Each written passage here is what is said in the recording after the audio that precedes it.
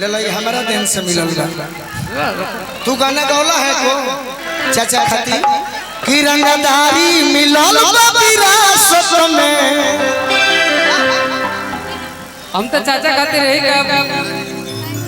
हमके बाबू भैया कहने की आनंदा बोले ले बड़े भिक्कू चल तो जेकर खानदान इतना ऊपर दर्जा के हता भिक्कू ते ही नहीं कही कि पूरा ही जिला जबार रे कि हवे एरिया हमार रे चाचा दादा कि पूरा बीती जीवन तोरा साथ में। हम ही थोड़ी के कहला कि हम रंगदार हैं बाबू भैया रंगदार हुए दादा रंगदार हुए ना दादा के देख के कहला कि रंगदारी मिलल विरासत में टाइम न लागी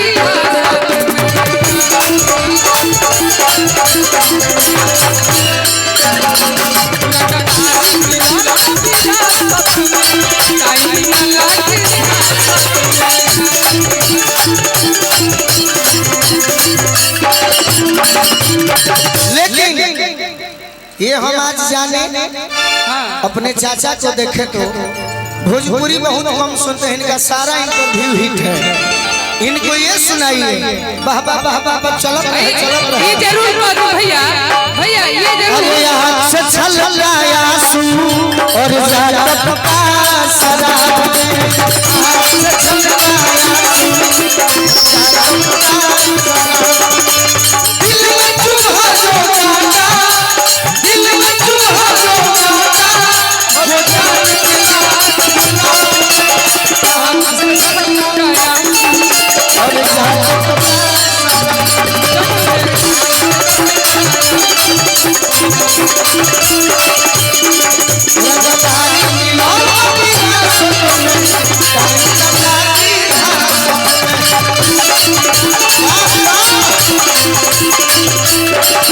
बोलो भैया एक और बात कहले रहे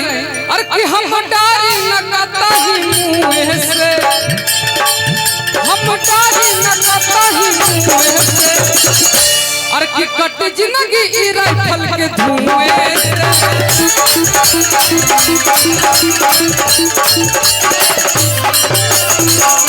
जहाँ शेर बिहार खड़े हैं वहाँ क्या बोलेंगे गुंजन भैया क्या गाते हो यार कितना सुंदर ये भी गाओ कि पता चल जाला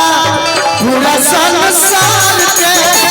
निकले बबारी छोटे सरकार के पता चल जाला पूरा संसार के निकले बबारी छोटे सरकार भाई परशुराम जी के बांसा सभवा में कहीं सीना चार के भाई परशुराम जी के बांसा सभवा में कहीं झंडा पता चल जाला पूरा संसार के निकले बबारी छोटे सरकार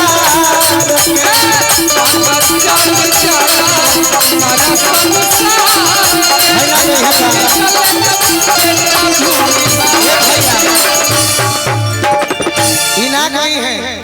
तो हमारा इनका झूठ